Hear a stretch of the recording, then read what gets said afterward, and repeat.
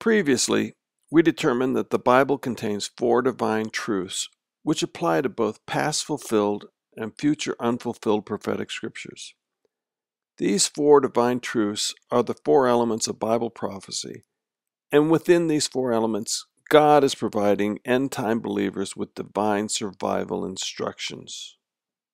In an effort to understand what these survival instructions are, we devised a system of identifying and cataloging the prophetic scriptures.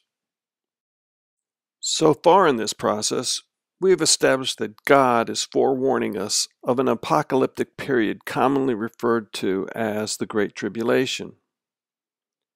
We also determined that Mount Zion in Jerusalem has been provided as a place of refuge, a place prepared by God for His remnant to gather in order to physically survive the Great Tribulation.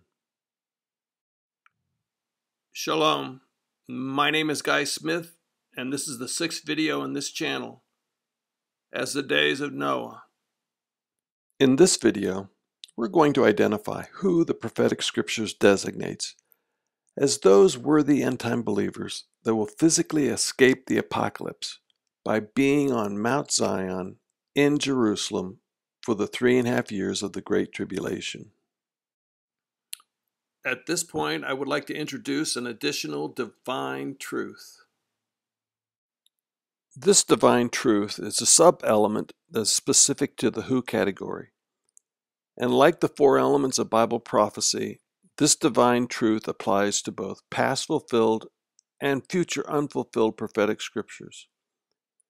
This sub-element is a prophetic census, which works like an Old Testament census, where the men were counted and recorded by name according to the family and tribe they were a part of. Women were also counted.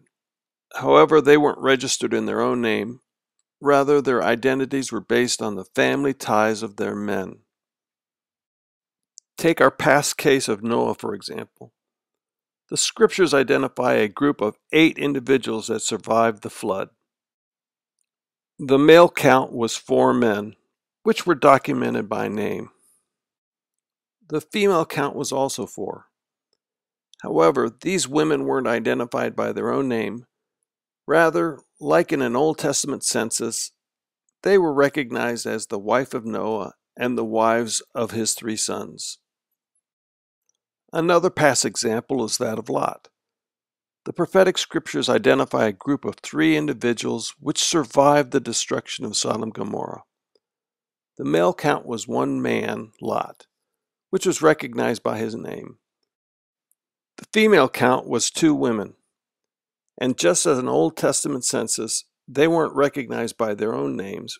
Rather, they were identified as Lot's daughters. Which brings us to today. Christ instructs us to pray that we are counted worthy to escape the future apocalypse and to be found standing with Christ.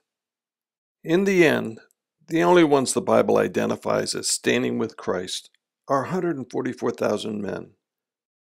Did you notice the 144,000 are on Mount Zion at the time of Christ's advent?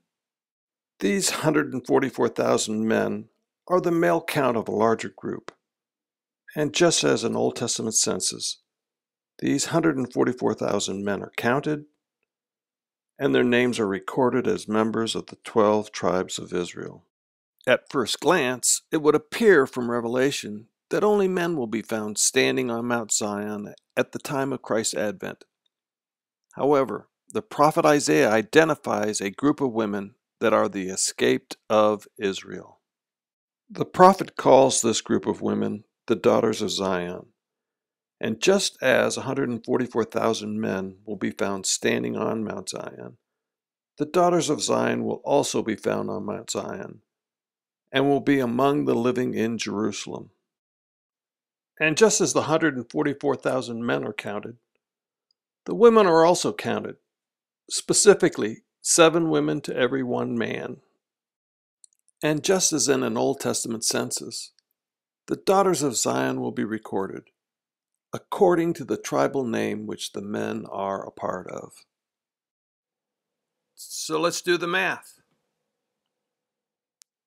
7 times 144,000 equals 1,008,000, which is the number of the daughters of Zion.